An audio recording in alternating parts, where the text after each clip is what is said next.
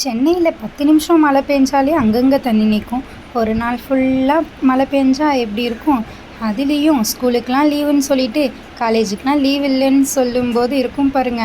அப்படின்ட்டு தான் சரி ஓகேன்ட்டு காலேஜ் கிளம்பி போயிட்டு அங்கேயும் நம்ம என்ன பண்ண போகிறோம், போயிட்டு வீடியோ தானே எடுக்க போகிறோன்ட்டு வீடியோ எடுத்துகிட்டு அதுக்கப்புறம் ஃப்ரெண்ட்ஸ் கூட சேர்ந்து கொஞ்சம் என்ஜாய் பண்ணலான்ட்டு வந்தோம் கீழே.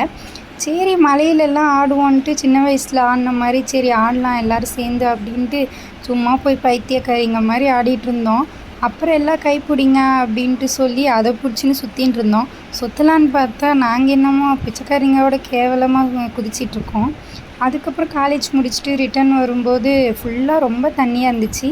அப்போது கொஞ்சமாக மழை பெஞ்சிட்டு தான் இருந்துச்சு, ஆனால் ரொம்ப மழை இல்லை. அப்படியே இந்த சைடு கிரவுண்டில் பார்க்கலான்னு பார்த்தா கிரவுண்டில் பாதி தண்ணி. சரி ஓகே எப்படி தான் வீட்டுக்கு போகிறோன்னு தெரிலன்ட்டு நாங்கள் பாட்டுக்கு போயிட்டுருந்தோம். காலேஜுக்கு வெளியே வந்து பார்த்தா அங்கே கொஞ்சம் தண்ணி போயிட்டே இருந்துச்சு. அதுக்கப்புறம் நம்ம போகிற வழியிலலாம் நிறைய இருக்குமே அப்படின்ட்டு பார்த்தா உடனே இங்கே ஃபுல்லாக இவ்வளோ தண்ணி இருக்குது. என்னடா வண்டியே இப்படி வருதே, நம்ம எப்படிடா போகிறது அப்படின்னு பார்த்தா என் கால் ஃபுல்லாகவே மூழ்கிடுச்சு. அந்த மாதிரி தண்ணி இருக்குது. சரி வேறு வழி இல்லை, நம்ம இவ்வளோ தூரம் வந்துட்டோம் போய் தான் ஆகணுன்ட்டு வேறு வழி இல்லாமல் நாங்களும் போயிட்டுருந்தோம். அதுக்கப்புறம் சைடில் பார்த்தா அங்கே எவ்வளோ தண்ணி ஒரு பள்ளத்தில் போயிட்டுருக்கு.